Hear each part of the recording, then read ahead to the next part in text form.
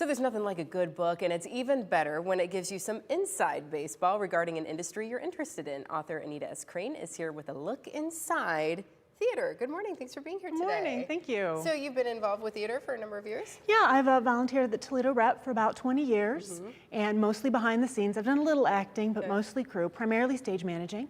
And a few years ago, my husband and I were watching a TV show about backstage or behind the scenes in Broadway, and I said, why are these stories always about the actors? Why does no one ever talk about the crew? The crew is interesting. Makes it happen. And he looked at me and he said, well, somebody should.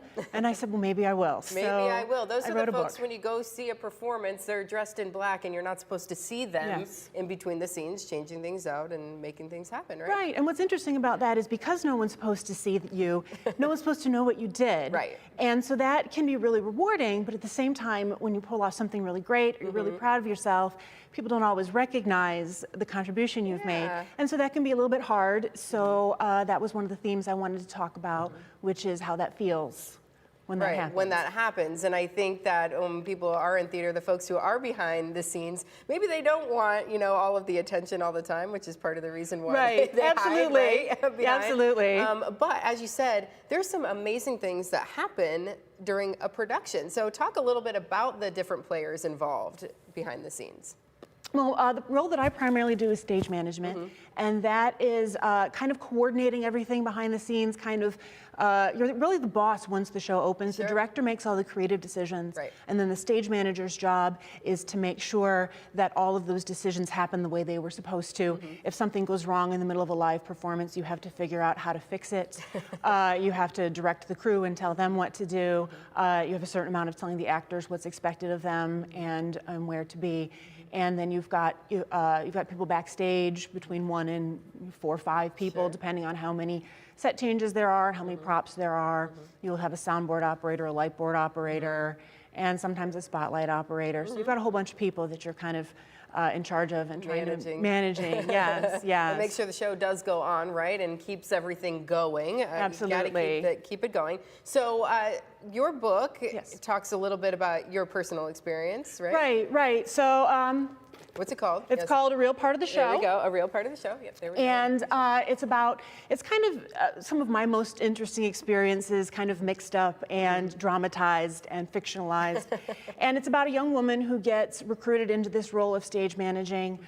She's already very new to theater. She doesn't really have enough experience, but they need volunteers, and so they kind of push her into this job. She's promised support, mentorship, all these things. And then there's a crisis at the theater, a financial scandal. Everything starts falling apart around her.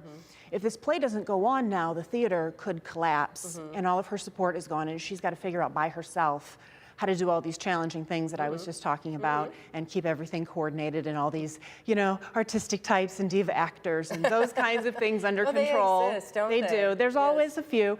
Most of them really great, but there's a few of those people. And so she's got to kind of sink or swim and pull off the show, and then it culminates on opening night. You see how she did and how it went. Very good. Will we recognize pieces from the book at all, from the Toledo area? Well, it is set in Toledo, so it is a fictional version of the Toledo Rep. So the space is the same. The characters are all fictional people. I mean, the main character is based on me.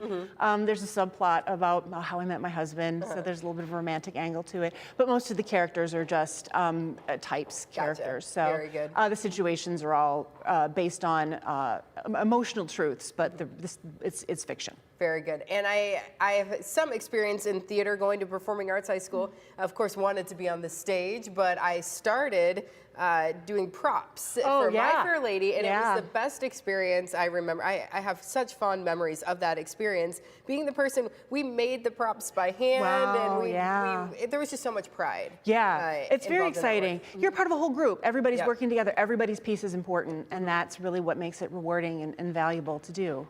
Where can we find the book? The book is on Amazon.com, and this Friday I'm going to be giving a reading at the Rep up on stage. I'll have a moderator asking me some questions about the book, and then I'll be reading some segments, taking questions from the audience.